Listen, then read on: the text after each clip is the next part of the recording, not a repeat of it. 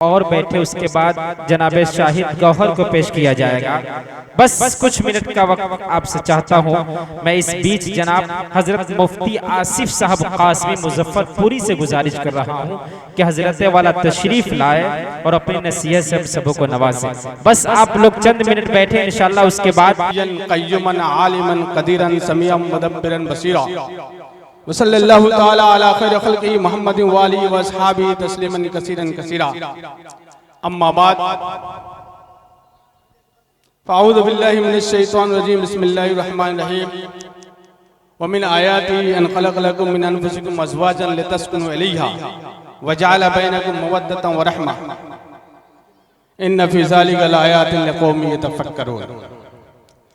ये कुरान करीम की एक आयत है जिसमें अल्लाह तबारक व तआला ने अपनी एक खास नेमत का जिक्र किया है। और वो खास नेमत ये है कि अल्लाह तबारक व तआला ने तुम्हारी अपने नफ्स से, यानी तुम्हारी जात से, जाते इंसानियत से एक जिन्स पैदा की जिसको औरत के नाम से जाना जाता है और उसको तुम्हारी बीवी बना दिया।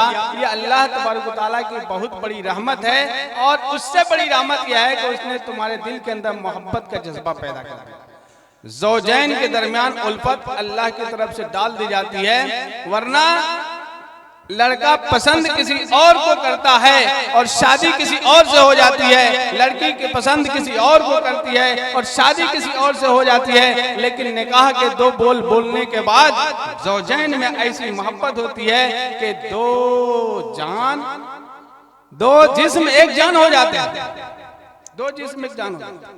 ये अल्लाह तबारक व तआला की नेमत, इस नेमत की कदर करनी चाहिए। और अल्लाह तबारक व तआला ने कुरान करीम के अंदर फरमाया अर्रिजालु क़व्वामून अला निसा,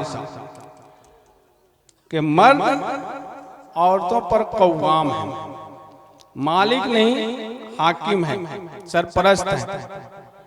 उसकी दो वजह बताई अल्लाह तबारक व तआला ने। एक वजह यह है कि बिमा फद्दला बअदकुम अला बअद, एक वजह यह है कि अल्लाह तबारक व तआला ने इस कायनात में एक इंसान को दूसरे इंसान पर फजीलत दी है। और हर इंसान के अंदर कोई ना कोई खास बात होती है जो उसके लिए वजह इम्तियाज बन जाती है और अल्लाह तबारक व तआला उसकी वजह से उसको फजीलत का मकाम अदा कर देते हैं। तो अल्लाह तबारक व तआला ने इंसान मर्द को कव्वाम और फजीलत इसलिए अदा कर दिया कि उन्होंने अपने माल को उसके ऊपर खर्च किया। अल्लाह तबारक व तआला ने फरमाया कि वो अपना माल खर्च करते हैं। अल्लाह तबारक व तआला ने कहा कि अल्लाह ने कहा कि मर्द अपना माल औरतों पर खर्च करते हैं, लेकिन आज मामला उल्टा है कि औरतें अपना माल मर्दों पर खर्च करती हैं। शादी ब्याह के अंदर आप अगर घर पर कोई लड़की वाला रिश्ता लेके आता है तो माँ बाप उससे गिनाते हैं कि बच्चे की पैदाइश हुई और उसके बाद से हमने नर्सरी यूकेजी में इसका एडमिशन कराया और वहां से इसकी तालीम की शुरुआत हुई और सालाना लाखों रुपया इस पर खर्च करते करते करते करते आज मेरा लड़का पीएचडी कर लिया है और आज प्रोफेसर बन गया है, डॉक्टर बन गया है। तो आज इसके ऊपर करोड़ों रुपया हमने खर्च किया है। अब आप इस लड़के को अपना दामाद बनाना चाहते हैं तो अब आप बताएं कि क्या खर्च करना चाहते हैं। निहायत बेशर्मी के साथ, निहायत बेहयाई के साथ सौदा करता है। ये सौदा इस बात का करता है कि एक लड़की इस घर में आएगी और हम उसके शौहर बनेंगे, हम उसके ससुर बनेंगे, हमारा बेटा उसका शौहर बनेगा और हम उसके बदले में आपसे इतने पैसे लेंगे, एक गाड़ी लेंगे, इतने कपड़े लेंगे, इतने बर्तन लेंगे, इतने फलां लेंगे। इसी का नाम जहेज है, जिसके ऊपर मुझे बात करने का हुक्म दिया गया। मुसीबत यह है कि कुछ लोग इस जहेज को सुन्नत साबित करने पर तुले हुए हैं, सुन्नत साबित करने पर तुले हुए हैं। और जवाज दलील क्या देते हैं? हुज़ूर पाक सल्लल्लाहु अलैहि वसल्लम ने हज़रत फातिमा की शादी की हज़रत अली रज़ियल्लाहु तआला अन्हु से, तो आपने जहेज में तकिए दिए, गद्दे दिए, मशकीज़ा दिया, पानी पीने के लिए प्याला दिया, 2 घड़े दिए। ये जहेज ही तो था। जब हुज़ूर पाक सल्लल्लाहु अलैहि वसल्लम ने अपनी बेटी को जहेज में दिया तो हम क्यों न दें? और इसको सुन्नत साबित किया जाता है। ये मैं इस बात को गलत नहीं करता। हुज़ूर पाक सल्लल्लाहु अलैहि वसल्लम ने ये तमाम चीजें अपनी बेटी को दी, लेकिन हकीकत हाल क्या है आप उसे समझें। हजरत अबू तालिब कसीरुल औलाद थे और निहायत ही तंगदस्त। ये बेशत नबी से पहले का वाक़या, हुज़ूर पाक सल्लल्लाहु अलैहि वसल्लम की नबूवत मिलने से पहले का वाक़या है। एक मतलब मक्के में कहत हुआ, हज़रत अबू तालिब जो है बहुत परेशान हुए। तो हुज़ूर पाक सल्लल्लाहु अलैहि वसल्लम ने हज़रत अब्बास से कहा कि चचा जान, क्यों ना है कि हम अपने चचा अबू तालिब के बच्चों को अपने तहवील में ले ले और उनकी परवरिश करें ताकि उनका कुछ बोझ हल्का हो जाए। हज़रत अब्बास ने हज़रत जाफर को अपने ले लिया अपनी परवरिश में, और हुज़ूर पाक सल्लल्लाहु अलैहि वसल्लम ने हज़रत अली को अपनी परवरिश में ले लिया। तो हज़रत अली रज़ियल्लाहु ताला अन्हु उसी वक्त से हुज़ूर पाक सल्लल्लाहु अलैहि वसल्लम की किफ़ालत में थे, आपके घर में रहते थे, आपके साथ खाना खाते थे। तमाम तर जिम्मेदारियां हज़रत अली की किसके जिम्मे थी? हुज़ूर पाक सल्लल्लाहु अलैहि वसल्लम की। और हज़रत फातिमा हुज़ूर पाक सल्लल्लाहु अलैहि वसल्लम की सबसे छोटी साहबजादी। आप सल्लल्लाहु अलैहि वसल्लम ने जब अपने बेटी का निकाह करना चाहा तो हज़रत अली ने ख्वाहिश जाहिर की, आपने निकाह पढ़ा दिया, लेकिन रुखसती नहीं हुई, रुखसती नहीं हुई। एक मरतबा हज़रत अली रज़ियल्लाहु तआला अन्हु ने रसूलुल्लाह सल्लल्लाहु अलैहि वसल्लम से फरमाया कि अल्लाह के रसूल, मुझे अपनी बीवी के पास जाने की इजाजत दीजिए। तो आपने फरमाया कि अली तुम्हारे पास कुछ है, मोहर देने के लिए कुछ है तुम्हारे पास? हज़रत अली ने कहा कि मेरे पास तो कुछ भी नहीं। हज़रत अली तो ऐसा नहीं है कि दौलत उन लोगों के पास आती नहीं थी, दौलत आती थी, लेकिन वो लोग यूं ही खर्च कर दिया करते थे फकीरों का और मिस्किनों के अंदर, जरूरतमंदों के अंदर, अपनी जरूरियात का ख्याल नहीं करते थे। इसलिए हाथ हमेशा खाली रहता था, बदन पर पैबंद लगे हुए हैं, खुद भूखे हैं, लेकिन दूसरों का पेट भरने की फिक्र क्या करते थे। तो हज़रत ने कहा कि मेरे पास तो कुछ भी नहीं है। आप सल्लल्लाहु अलैहि वसल्लम ने फरमाया कि तुम्हारे पास एक ज़रा हुआ करती थी, हतीमा नाम था उसका। कहा तुम्हारे पास एक ज़रा हुआ करती थी। कहा कहाँ? अल्लाह के रसूल वो तो है, वो ज़रा तो मेरे पास है, लेकिन मैं तो उसको कोई माल नहीं समझता। मैं तो समझता हूँ कि आलाते हर्ब व ज़र्ब हैं, लड़ाई के वक्त काम आती है, तो मेरा हथियार है, इसलिए मैंने उसका तज़किरा नहीं किया। कहा कि अल्लाह के रसूल सल्लल्लाहु अलैहि वसल्लम फरमाया कि इसको बेच दो। बेचने के लिए चले, रास्ते में हज़रत उस्मान गनी रज़ियल्लाहु तआला अन्हु से मुलाकात हुई। उन्होंने पूछा कि अली कहाँ जा रहे हैं? कहा कि ज़रा बेचने जा रहा हूँ, मुझे अपनी बीवी का मोहर अदा करना है। कहा कितने में? तो उन्होंने कहा कि आप जो दाम दे दीजिए। 480 दिरहम में हज़रत उस्मान गनी ने उस ज़रा को खरीद लिया, और फिर वह ज़रा हज़रत अली को वापस हदिया भी कर दिया, तोहफा दे दिया कि आप, मैं क्या करूंगा, आप मेरी तरफ से यह हदिया कबूल करें। वो 480 दिरहम ला करके हुज़ूर पाक सल्लल्लाहु अलैहि वसल्लम के हथेली पर रख दिया है अली ने, और उसमें से कुछ पैसे हुज़ूर पाक सल्लल्लाहु अलैहि वसल्लम ने हज़रत फातिमा रज़ियल्लाहु तआला अन्हा के मोहर में दिया, कुछ पैसे घर के जरूरियात मुहैया करने के लिए घर में भेजवा दिए,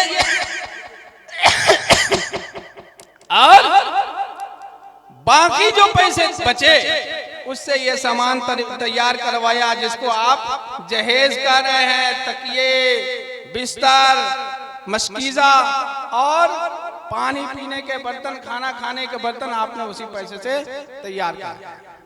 तो अगर आप सुन्नत कहते हैं तो सुन्नत क्या हुई?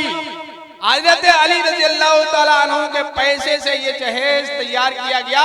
तो सुन्नत तरीका ये हुआ कि जहेज तैयार करना लड़के का फर्ज है, लड़की का फर्ज नहीं।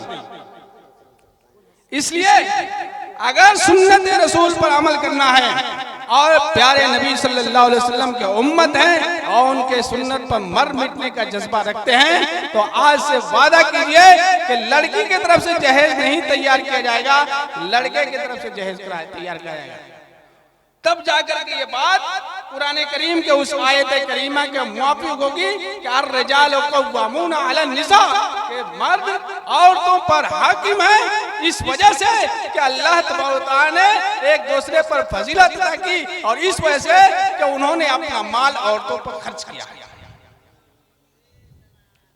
तो ये उल्टी चाल हम लोग चलते हैं और समझते हैं कि हम रसूलुल्लाह के उम्मती हैं और ईमान हमारे दिलों के अंदर है। ये नहीं, ये तो हमारे समाज की एक बुराई है जो गैरों की तरफ से हमारे समाज के अंदर आ गई। उसकी वजह यह है कि हमारे जो बरादराने वतन हैं उनके यहाँ लड़कियों को वरासत में से हिस्सा नहीं मिलता है, वरासत में से उनको हिस्सा नहीं मिलता है। इसलिए जब वो बेटी को विदा करते हैं, रुखसत करते हैं, तो जो कुछ देना होता है उसी वक्त दे देते हैं कि अब इस घर से तो इसको कुछ मिलने वाला नहीं है। लेकिन हमारे इस्लाम ने बेटियों का हिस्सा मुतय्यन किया। माँ मरती है तो माँ की जायदाद में भी जिस तरह से बेटों का हिस्सा है उसी तरह से बेटियों का भी हिस्सा है। बाप मरता है तो उसी तरीके से जिस तरह से बेटों का हिस्सा होता है बेटी का भी हिस्सा होता है। अगरचे लिज़्ज़करि मिस्लु हाज़िल उन्सयैन होता है, लेकिन बहरहाल हिस्सा होता है। तो जब हिस्सा उसके मुतय्यन हो जाती है तब फिर हम दूसरों के तरीकों पर हम इस तरह से रुखसत क्यों करेंगे? और बहाना ये बनाते हैं कि लड़की के शादी में इतने खर्च होते हैं इसलिए जमीन जायदाद में उसके भाइयों का हिस्सा रहेगा और बहनों को महरूम कर दिया जाएगा। याद रखिए कि जो माल आपने नाजायज तरीके पर शादी में खर्च किया वो हराम तरीके पर खर्च किया, इसका भी जवाब देना पड़ेगा। और माल वरासत से जो बेटियों को महरूम किया उसका भी जवाब देना पड़ेगा। और क़यामत के दिन ये सारे के सारे जेवरात और ये सारे के सारे मालो असबाब और ये जमीन और जायदाद आपके गले का पट्टा बना दिया जाएगा। अल्लाह तबारक व तआला अजाब की शक्ल में उसको तैयार कर देगा। तो इसलिए हमें अपने मुआशरे को जहेज से आजाद करना है, लेकिन ये जान लीजिए कि एक आदमी के बस की बात नहीं है। आखिरी बात मैं अर्ज कर दूंगा। 1961 में इंडियन कानून के में एक कानून की एक शिक है, कानून बनाई गई कि जो शख्स जहेज का मुतालबा करेगा उसको अगर जहेज का मुतालबा करते हुए पकड़ा गया तो 5 साल तक की सजा और 15,000 रुपया जुर्माना होगा। यह 1961 का कानून है। बाद में फिर उसमें एक शिक जोड़ी गई, शिक नंबर 304B के अगर जहेज के मुतालबे की वजह से किसी की मौत हो जाती है, लड़की मर जाती है आग लगा करके या उसको मार दिया जाता है, खुदकशी कर लेती है, तो 304 के तहत उसके ऊपर मुकदमा दर्ज किया जाएगा और उसकी सजा 7 साल से लेकर उम्र कैद तक हो सकती है। यह इंडियन कानून कहता है। हमारा इस्लामी कानून क्या कहता है? हमारा इस्लामी कानून ये कहता है कि जिसने किसी के माल पर नाजायज कब्जा किया वो माल उसके लिए उसके गले का तोक बना दिया जाएगा जहन्नम के अंदर उसके अजाब की शक्ल में। और जमीन के अगर जमीन पर कब्जा किया तो सातों जमीनों को लपेट कर उसके गले में डाल दिया जाएगा। वक्त नहीं है इसलिए मैं ज्यादा तफसील के अंदर नहीं जाना चाहता हूं। मैं ये बताना चाहता हूं कि एक फर्द का मामला नहीं है।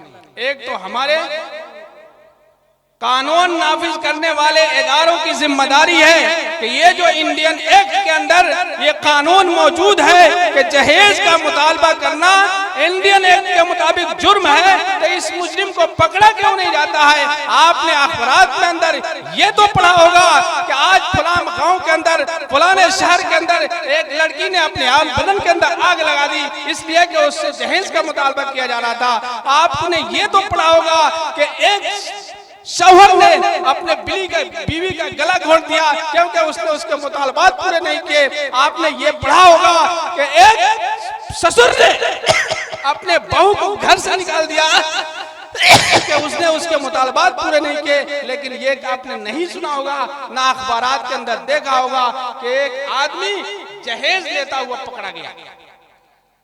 कोई बता नहीं सकता है कि अखबार के अंदर कभी पढ़ा हो कि एक आदमी जहेज लेता हुआ पकड़ा गया। हालांकि जहेज लेना इंडियन एक्ट के मुताबिक जुर्म है, तो ये मुजरिम पकड़ा क्यों नहीं जाता? तो पहली जिम्मेदारी फर्द की है कि हर शख्स ये अहद करे कि हम जहेज नहीं लेंगे।